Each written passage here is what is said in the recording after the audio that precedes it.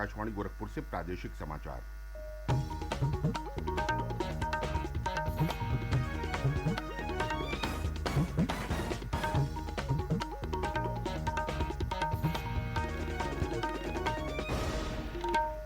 नमस्कार। समाचार बुलेटिन के साथ मैं प्रमोद कुमार सिंह। पहले मुख्य समाचार। प्रदेश सरकार ने नगरीय निकाय चुनाव में अन्य पिछड़ा वर्ग को आरक्षण देने के लिए 5 सदस्यीय आयोग का किया गठन। मुख्यमंत्री योगी आदित्यनाथ ने G20 सम्मेलन से जुड़े कार्यक्रमों को सफल बनाने के दिए निर्देश। कहा, ये वैश्विक आयोजन उत्तर प्रदेश के लिए अपार संभावनाएं लेकर आया। निवेशकों को प्रदेश में निवेश के लिए आमंत्रित करने के लिए राज्य सरकार के मंत्री देश के प्रमुख शहरों में करेंगे रोड शो। और गुरु गोविंद सिंह जी की जयंती के अवसर पर प्रदेश के सभी परिषदीय विद्यालयों में आज अवकाश घोषित।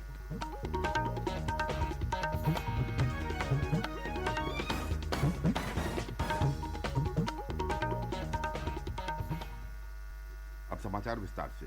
प्रदेश सरकार ने नगरीय निकाय चुनाव में अन्य पिछड़ा वर्ग को आरक्षण देने के लिए 5 सदस्यीय आयोग का गठन किया है। सेवानिवृत्त न्यायाधीश न्यायमूर्ति राम अवतार सिंह आयोग के अध्यक्ष होंगे। आयोग के 4 सदस्यों में 2 सेवानिवृत्त IAS और 2 भूतपूर्व अपर विधि परामर्शी शामिल हैं। मुख्यमंत्री योगी आदित्यनाथ ने इलाहाबाद उच्च न्यायालय की लखनऊ खंडपीठ के आदेश के बाद आयोग का गठन कर ट्रिपल टेस्ट के आधार पर अन्य पिछड़ा वर्ग को आरक्षण की सुविधा देने के बाद ही निकाय चुनाव संपन्न कराने की घोषणा की थी। इस बीच सरकार उच्च न्यायालय के आदेश को सर्वोच्च न्यायालय में चुनौती देने पर भी विचार कर रही है। इलाहाबाद उच्च न्यायालय की लखनऊ खंडपीठ ने मंगलवार को एक महत्वपूर्ण फैसले में निकाय चुनाव में अन्य पिछड़ा वर्ग को दिए गए आरक्षण को रद्द कर दिया था। साथ ही उच्च न्यायालय ने नगरीय निकाय चुनाव जल्द कराने का आदेश भी दिया था। मुख्यमंत्री योगी आदित्यनाथ ने प्रदेश में G20 सम्मेलन से जुड़े कार्यक्रमों को सफल बनाने के लिए जरूरी निर्देश दिए हैं। लखनऊ में कल उच्चाधिकारियों के साथ बैठक में उन्होंने कहा कि अतिथि देवो भवः की भावना के अनुरूप इन आयोजनों को भव्य बनाया जाए। श्री योगी ने कहा कि भारत को दुनिया की बड़ी अर्थव्यवस्थाओं के समूह G20 की अध्यक्षता करने का गौरव हासिल हुआ है। ये वैश्विक आयोजन उत्तर प्रदेश के लिए अपार संभावनाएं लेकर आया है और इसके जरिए विश्व को ब्रांड यूपी से अवगत कराने का सुनहरा मौका मिलेगा। उन्होंने कहा कि राज्य के प्रमुख नगरों वाराणसी, लखनऊ, आगरा और ग्रेटर नोएडा में अलग अलग कार्यक्रमों का आयोजन प्रस्तावित है। श्री योगी ने कहा कि लखनऊ में अवध संस्कृति, आगरा में ब्रज संस्कृति और रंगोत्सव तथा वाराणसी में गंगा संस्कृति को थीम बनाकर कार्यक्रम आयोजित किए जाएं। उन्होंने कहा कि राज्य के इन मेजबान शहरों को भव्य स्वरूप देने के लिए ठोस उपाय किए जाएं ताकि इनकी ऐतिहासिक और सांस्कृतिक विरासत उजागर हो सके। मुख्यमंत्री ने G20 के मंच पर राज्य की प्राचीन कला संस्कृति, इतिहास और पुरातात्विक विशिष्टताओं का संकलन पेश किए जाने पर बल दिया और कहा कि इन कार्यक्रमों से अधिकाधिक युवाओं को जोड़ा जाना चाहिए। मुख्यमंत्री ने G20 संबंधी कार्यक्रमों के आयोजन के दौरान सुरक्षा के प्रभावी बंदोबस्त करने का भी निर्देश दिया है। श्री योगी ने कहा कि G20 आयोजनों से अधिक संख्या में युवाओं को जोड़ा जाए। उन्होंने कहा कि विश्वविद्यालयों में G20 विषय पर परिचर्चा आयोजित की जाए। साथ ही आयोजन वाले 4 शहरों में युवा चित्रकारों के चित्रों की प्रदर्शनी लगाई जाए। स्कूल स्तर पर भी G20 से जुड़े विभिन्न कार्यक्रम आयोजित किए जाएं। प्रदेश की 2500 ग्राम पंचायतों में प्रत्येक शुक्रवार को जनता चौपाल लगाई जाएगी। ये चौपाल सभी विकासखंडों की 3-3 पंचायतों में लगेगी। उप मुख्यमंत्री केशव प्रसाद मौर्य ने इन चौपालों को प्रभावी बनाने के निर्देश दिए हैं। जनता चौपाल हर गांव की समस्या गांव में समाधान के रूप में जानी जाएगी। चौपाल का उद्देश्य ग्रामीणों को उनकी विभिन्न समस्याओं का हल ग्राम पंचायत स्तर पर उपलब्ध कराना है। इन चौपालों में ग्राम स्तर के सभी कर्मचारी मौजूद रहेंगे। इसके अलावा स्थानीय जनप्रतिनिधियों को भी जनता चौपाल में भाग लेने के लिए आमंत्रित किया जाएगा। स्वशासी राज्य चिकित्सा महाविद्यालय सोसाइटी ने 1790 स्टाफ नर्सों की नियुक्ति के प्रस्ताव पर मुहर लगा दी है। लखनऊ में उप मुख्यमंत्री और सोसाइटी के पदेन अध्यक्ष ब्रजेश पाठक की मौजूदगी में नर्सिंग सेवा परिनियमावली को मंजूरी मिलने के बाद स्टाफ नर्सों की नियुक्ति का रास्ता साफ हो गया है।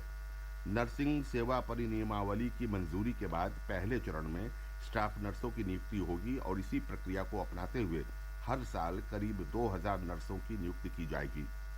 राज्य चिकित्सा महाविद्यालय सोसाइटी की शासी निकाय बैठक में जिन अन्य प्रस्तावों को मंजूरी दी गई है, उनमें चिकित्सा महाविद्यालयों के प्रधानाचार्यों के अधिकारों में बढ़ोतरी और अस्पतालों में गुणवत्तापूर्ण सुविधाएं उपलब्ध कराने के लिए अलग अलग फंड को संचालित करने की अनुमति शामिल है। प्रादेशिक समाचार आप आकाशवाणी गोरखपुर से सुन रहे हैं। ये समाचार बुलेटिन हमारे YouTube channel AIR news Gorakhpur और Twitter handle AIR news _GKP पर भी उपलब्ध है।